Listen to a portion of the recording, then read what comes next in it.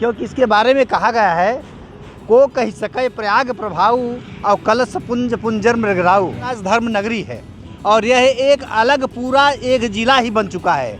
इसके अंदर हमारे देश के या हमारे देश के अंदर से विदेश से भी अच्छे सब मठाधीश। देखिए, जब मैं छोटी थी तो एक सुना था कि महाकुंभ जैसा कुछ होता है। 12 साल काफ़ी लंबा समय था, मुझे लगा था कि चलो 12 साल होंगे कैसा होगा, बट अब जब फाइनली देख रहे हैं हम लोग महाकुंभ तो समझ में आ रहा है इसे महाकुंभ क्यों कहते हैं।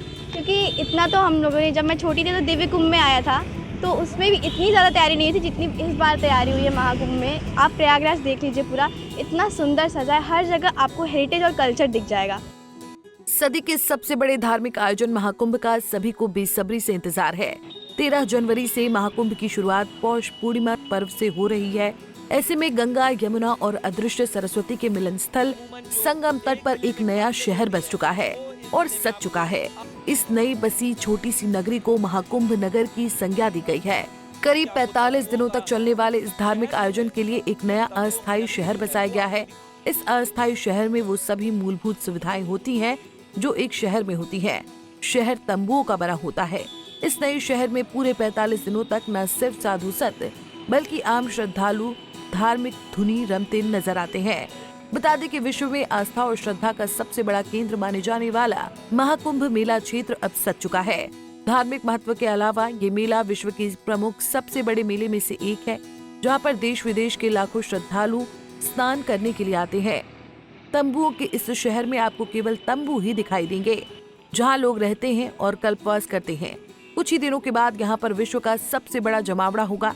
तंबुओं के इस अस्थायी शहर में आम शहर की तरह पुलिस स्टेशन होते हैं, चिकित्सालय होते हैं, बैंक होते हैं, फायर स्टेशन होते हैं, विद्युत विभाग, रेलवे स्टेशन, डाक की सेवाएं होती हैं, खाने पीने की सुविधा होती है, कपड़ों की दुकान से लेकर सभी आम जीवन से जुड़ी सुविधाएं होती हैं।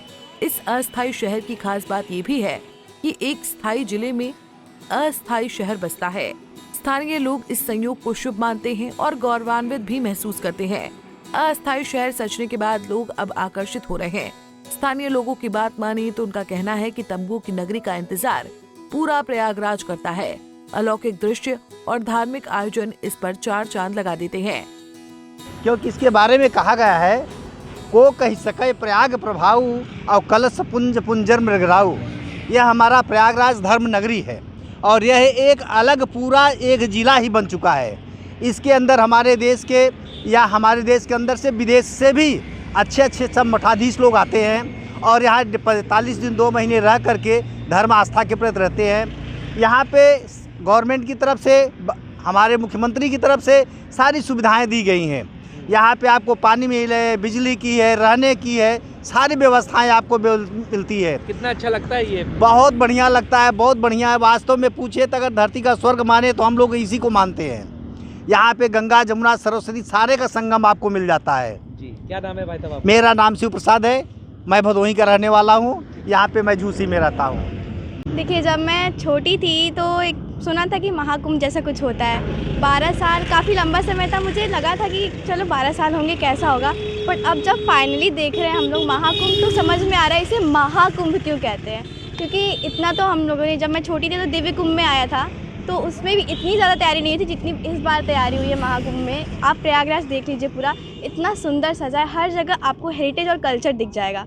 और वो सबसे बड़ी बात है हमारे इंडियन सोसाइटी की, हम उसको प्रिजर्व किए हैं और आज तक देख रहे हैं। अच्छा लग रहा है ये पूरा जिला? हाँ, अगर आँखों में इतना बस जाता है, इतना अगर कोई कल्चर आदमी है हम लोग के जैसा, तो इतनी सुंदर चीज़ें इतनी ढंग से होती हैं कि इसको देख के लगता है कि हाँ, ये हमारा इंडिया है, इंडिया इसीलिए बना है। क्या नाम है बेटा आपका? मेरा नाम ऋषिका है।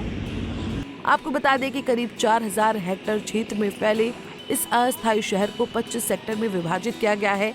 इस बार के महाकुंभ मेले में करीब 40 करोड़ से ज्यादा लोगों के आने की उम्मीद है। इतने लोगों को सही ढंग से नियंत्रित करने के लिए मेला प्रशासन ने भारी संख्या में पुलिस बल को तैनात किया है। संगम तट पर लगने वाले देश के सबसे बड़े धार्मिक मेले की शुरुआत 13 जनवरी से हो रही है। ऐसे में अस्थायी शहर या कहें कि जिला सज करके तैयार हो चुका है और वो यही ज़िला है कि आप देख सकते हैं हमारे ठीक पीछे आपको तंबुओं का शहर जो है या तंबुओं की नगरी जो है वो आपको दिखाई दे रही होगी। और इस ज़िले की अगर खासियत की बात करें तो अमूमन जो एक ज़िले में खासियत होती है वो इस ज़िले में आपको अस्थायी तौर पर देखने को मिलेगी, चाहे वो बैंक हो, चाहे वो बिजली की हो, चाहे वो थाना हो, सिक्योरिटी हो, हॉस्पिटल हो, सभी सुविधाएं आपको, रोडवेज, रेलवेज, सभी सुविधाएं आपको इस ज़िले में देखने को मिलेगी। हालांकि ये 45 दिनों का ये जो मेला है ये अस्थायी तौर पर सजता है और जब आप 26 फरवरी के बाद जब आप आएंगे तो मेले का जो दृश्य है वो आपको अलग सा दिखाई देगा। मतलब कि जो तंबुओं का जो ज़िला है वो धीरे धीरे हटता हुआ नज़र आएगा। ऐसे में अब साधु संत आ चुके हैं, अगर हम बात करें श्रद्धालु आ चुके हैं। कल्पवासियों का स्नान 13 जनवरी से शुरू हो रहा है, पौष पूर्णिमा का पर्व, तो धीरे धीरे करके कल्पवासी भी आ रहे हैं और तंबुओं का शहर अब जो है वो आबाद हो चुका है।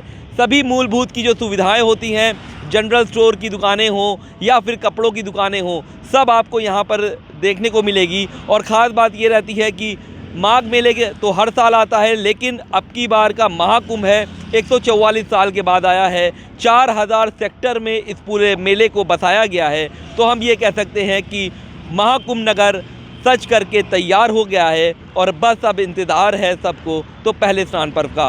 वीडियो जर्नलिस्ट संग उपाध्याय के साथ सैयद आखिर रुद्रा, पंजाब केसरी टीवी, प्रयागराज। हमसे जुड़े रहने के लिए हमारे YouTube चैनल को सब्सक्राइब करें और नई वीडियो की नोटिफिकेशन के लिए बेल आइकॉन को दबाएं।